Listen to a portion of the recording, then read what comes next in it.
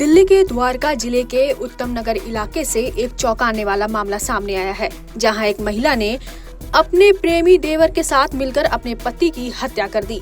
पत्नी और देवर दोनों ने मिलकर पति की जान ली और फिर परिवार को धोखा देने की कोशिश की, लेकिन एक मोबाइल चैट ने उनका राज खोल दिया। 35 साल के करण देव अपनी पत्नी सुष्मिता और 6 साल के बेटे के साथ उत्तम नगर के ओम विहार फेज 1 में रहता था। रविवार की सुबह सुष्मिता ने करण के घर वालों को बताया कि करण को करंट लग गया है और वह बेहोश हो गया है।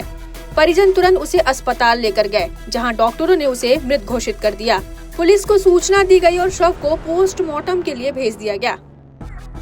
उत्तम नगर से एक हैरान करने वाला मामला सामने आया है, जहां पर पत्नी का अफेयर देवर के साथ था, जिसके चलते पति की हत्या कर दी गई। इस तरीके के आरोप जो है लगाए जा रहे हैं। मैं उसी घर पर मौजूद हूँ जहां पर मृतक करण का ये घर है। यहां पर फिलहाल हमारी मौजूदगी है। बताया जा रहा है कि करण की पत्नी सुष्मिता और करण का चचेरा भाई यानी कि सुष्मिता का जो देवर था राहुल, इनका अफेयर चल रहा था, जिसके चलते एक पूरी प्लानिंग के तहत करण को मारने का प्लान बनाया गया, जिसमें सबसे पहले नींद की गोलियां दी गई और जब नींद की गोलियों का असर हुआ तो उसके बाद करंट लगाकर हत्या की गई। ये तमाम मामला सामने आया है। बताया जा रहा है, परिवार बता रहा है कि पहले पत्नी जो है वो खुद रोते रोते इस घर तक आई।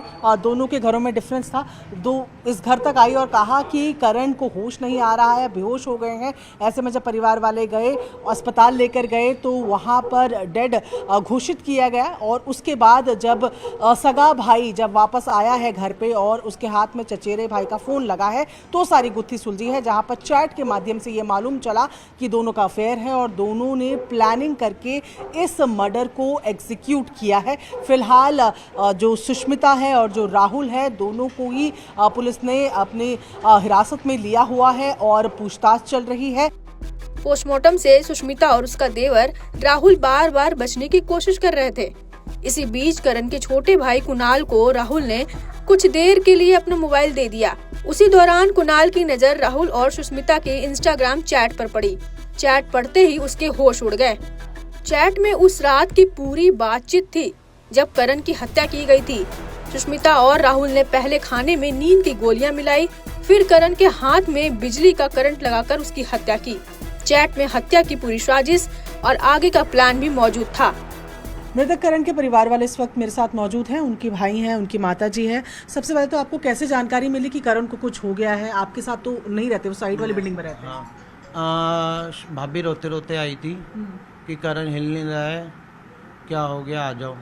मैं भागा, 2-4 एक रेंट में लड़का रहता, वो भागा। हम गए, रास्ते में भागते भागते मैंने हरीश को, लाडा चाचा को फ़ोन करा कि करण बेहोश हो गया, आओ। तो राहुल आया, हम आए, देखा वो हिल नहीं रहा है, बॉडी बहुत टाइट हो गई है, हाथ का यूं ही है, यहाँ पे निशान था, उंगली भी इसकी नुखड़ी हुई थी। तो बोला डॉक्टर को लाओ। डॉक्टर लेने मग्गो गए, मग्गो ने कहा एम्बुलेंस ले जाओ।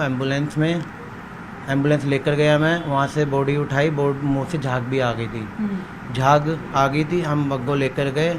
उसने चेक करा कि मामला कुछ हो रहा है, निशान क्या। मैंने कहा हमें नहीं पता क्या है। भाभी बता रही थी कि वो रात भर फ़ोन यूज़ कर रहा था एक्सटेंशन के साथ, तो शायद करंट लगा है। और शुरू से ही थी पोस्टमार्टम नहीं होगा, नहीं होगा, नहीं होगा। सब कौन कह रहा था कि सुष्मिता, उसके साथ साथ राहुल पोस्टमार्टम नहीं होगा, नहीं होगा, सबको कन्वेंस करने में लगे थे पोस्टमार्टम नहीं होगा, नहीं होगा, नहीं होगा।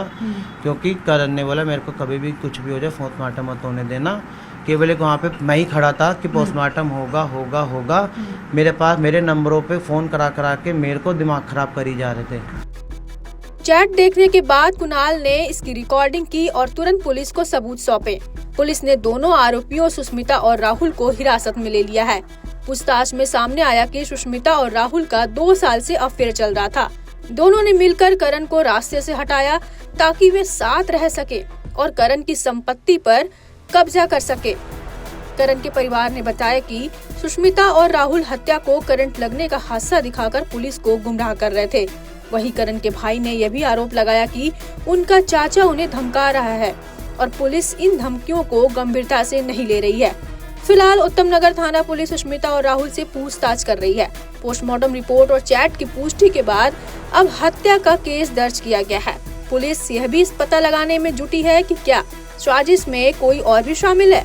यह मामला एक बार फिर दिखाता है कि रिश्तों में जब धोखा और लालच घुस जाता है तो अंजाम कितना खतरनाक हो सकता है।